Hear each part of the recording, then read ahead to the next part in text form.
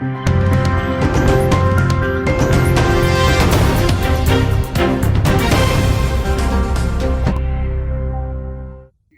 के इटवा ब्लॉक के ग्राम प्रधानों ने एनएमएमएस के विरोध में 3 दिन बीत जाने के बावजूद भी लगातार धरने पर इटवा ब्लॉक गेट के सामने बैठे रहे ग्राम प्रधान। ग्राम प्रधानों का आरोप है सरकार ग्राम प्रधानों व मनरेगा मजदूरों का हनन कर रही है। एनएमएमएस या नियम लागू करने से हमको काम करने व मजदूरों को हाजिरी लगाने में काफी समस्याओं का सामना करना पड़ता है। यह सिद्धार्थनगर जिला पिछड़ा जिला है। यहाँ पर नेटवर्किंग समस्या बहुत ज्यादा होती है, जिसकी वजह से मनरेगा मजदूरों की हाजिरी नहीं लग पाती है और इसी वजह से इनको भुगतान भी नहीं हो पाता है। यह एक बहुत बड़ी समस्या है जो सरकार टेंडरिंग प्रथा को लागू कर रही है, जो न प्रधानों के हित में है न मनरेगा मजदूरों के। इससे ग्राम पंचायतों का विकास रुक जाएगा। टेंडरिंग प्रथा लागू कर ग्राम पंचायतों में होने वाले विकास को रोकना चाहती है, जिसके विरोध में हम लोग इटवा ब्लॉक गेट पर अनिश्चितकालीन धरने पर बैठे हैं। अगर हमारी मांगे नहीं मानी गई तो बड़ा आंदोलन होगा। सिद्धार्थनगर से संवाददाता नियामतुल्लाह की रिपोर्ट। मॉनिटरिंग व्यवस्था से काफी दिक्कतें हैं। ये नहीं कि ग्राम प्रधानों को दिक्कतें हैं, दिक्कतें मेन हमारे जो मजदूर हैं जिनका रोजी रोटी मनरेगा से ही चलता था।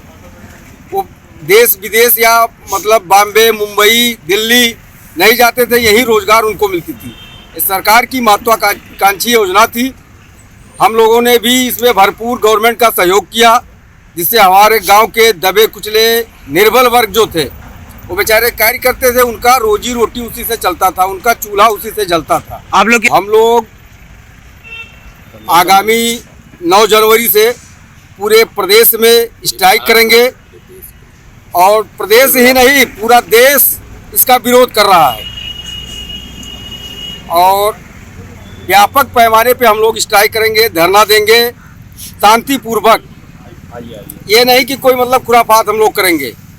हम लोग एक जिम्मेदार व्यक्ति हैं और जिम्मेदारी से शांतिपूर्वक धरना देंगे और गवर्नमेंट को उसका भुगतान आप करिए, आप दीजिए, हम नहीं जानते हैं। और इधर ये समस्या मोबाइल मॉनिटरिंग की सबसे बड़ी ये समस्या आ रही है कि लेबर तो हमारे साइड पे काम करते हैं, जाते हैं, वर्क करते हैं, लेकिन उनके किसी कारणवश जो समस्या है नेटवर्किंग समस्या, उसके कारण बस अगर फ़ोटो अपलोड नहीं हो पाता है तो बेचारा वो तो वह काम करता है साइड पे, पूरा दिन काम करता है, लेकिन उसकी हाजिरी नहीं लग पाती है, तो उसमें उसका पैसा, उसका भुगतान नहीं हो पाता है। तो वो प्रधानों से मांग करता है, जो हमारा सहयोगी रोजगार सेवक है उससे मांग करता है। तो ये सबसे बड़ी समस्या है कि भाई प्रधान कहाँ से लेकर आए, जब उसकी हाजिरी नहीं लगेगी, उसके खाते में उसका भुगतान नहीं जाएगा, तो प्रधान अपने घर से कहाँ से लाके भुगतान देगा। आप लोग की अगर मांग नहीं पूरी होती है तो हम लोग अनवरत धरने पर रहेंगे और क्या नाम है, पूरे जनपद में, पूरे प्रदेश में और पूरे प्रदेश की टीम, पूरे प्रदेश के संगठन के साथी और दिल्ली को घेरने की तैयारी में है कि अगर हमारी मांग सरकार नहीं मानती है